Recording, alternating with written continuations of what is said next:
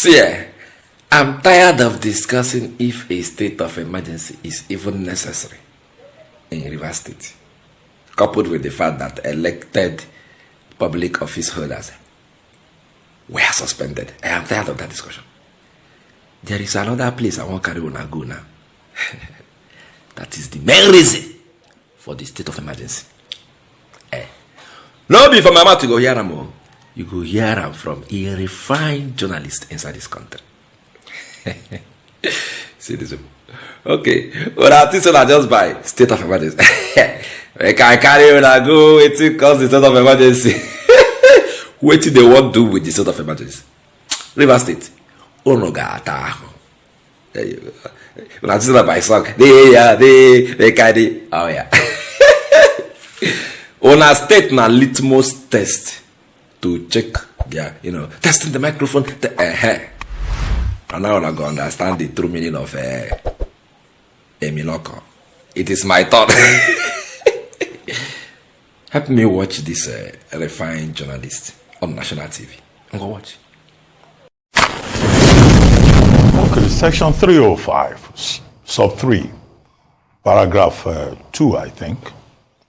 Paragraph 1 says, when there is when there is threat of war. Paragraph 2 says, when there is imminent threat of an invasion or the possibility of war in the country. Now, section 2 of that same section, 305 sub 2, says that the president shall declare a state of emergency. Shall in law is obligatory. So the president has a primary responsibility to prevent either war or a possible invasion of Nigeria or a possible breakdown of law and order or a possible threat of war in any part of the federation. We do not question his powers in that regard. What is being questioned is how he has exercised that power. However, the contentious issue this morning is 305 sub 2 about imminent threat. Now, the president receives a lot of security reports. He gets the blue paper every morning from the Nigerian Intelligence Agency. He gets the report from the DSS every morning. I don't know what color the DSS is using now. It's a report. It comes in the morning, and the president, will read it and all of that. I don't want to give you. I got to know the various reports. He gets a report from Directorate of Military Intelligence. He gets briefing also from the National Security Advisor. And that is why sometimes, the president having a helicopter view, even if you are a presidential advisor, you tell him certain things, he may rely on those security reports to take a decision. The other part of it to note is that the situation in Rivers State, I hold the view that there was imminent threat of danger. No argument about that. Because we saw that the Ijaw Youth Congress was already saying that they will blow up federal government assets in that region if Fubara was impeached. We saw that the Ijaw National Congress was also on television saying that there will be chaos.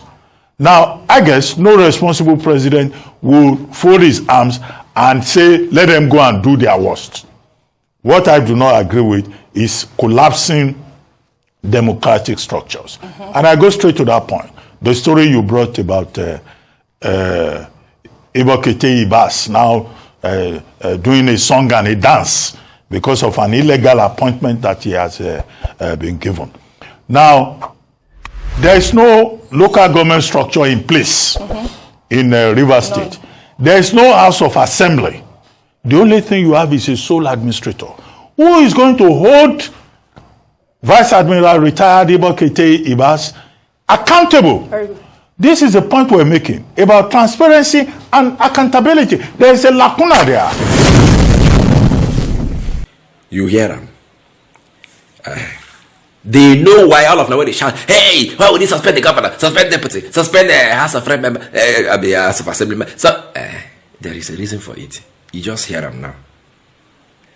A sole administrator has been imposed, because that is the best way to say it, imposed on Rivers State. Whereas every other democratic structures suspended. The question is, now, who is going to oversight this man? The sole administrator. Who is going to hold him accountable? Onye? Because the only thing that is left now, that they left, is judiciary. Now, only judiciary where they live. The other people, State House of Assembly is supposed to checkmate now. Governor is supposed to, they put but like this now, all these people, they don't suspend them. So who is going to checkmate this self-imposed Tinubu's imposed sole administrator? Answer me. Nobody. But let me tell you who will supervise Abi, who will oversight him. Remember that as it stands now, rules and regulation or whatever thing that is going to govern the state now going forward will be determined by the Federal Executive Council, chaired by Mr. President. And Wike will be there too, because he's a minister, he's part of the Federal Executive Council.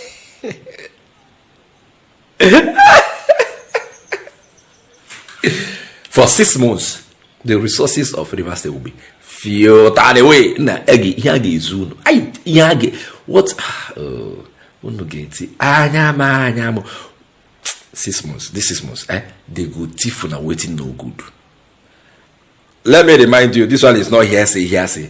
That sole administrator yesterday, he confirmed it. No be say I hear him, I watch him, I for play him, I for carry the video, but he go make this one go long. It is clean. He don't confirm him with a mouth on live TV that allocation that the Supreme Court withheld, that it has been released to him. He confirmed it. No be say hearsay. All confirm. Okay, I'm not saying. If he say he no talk, I make he come take me to court. He's everywhere now. He's on national TV. Why I no go play? He confirmed it with his mouth that money has been released to him. Confirmation, not be say he talk him through corner.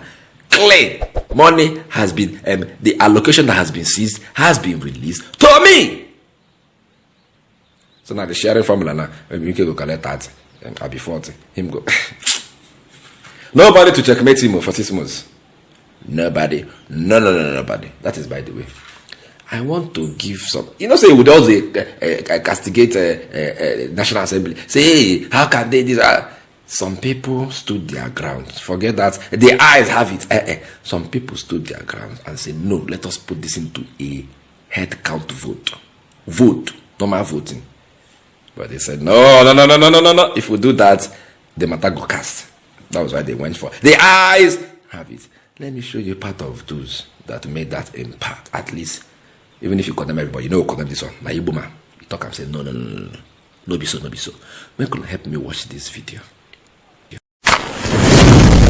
Mr. Speaker, may I please ask? We already have our attendance registers, honorable colleague, and we will rely on that to ensure. Mr. Speaker, this is a constitutional.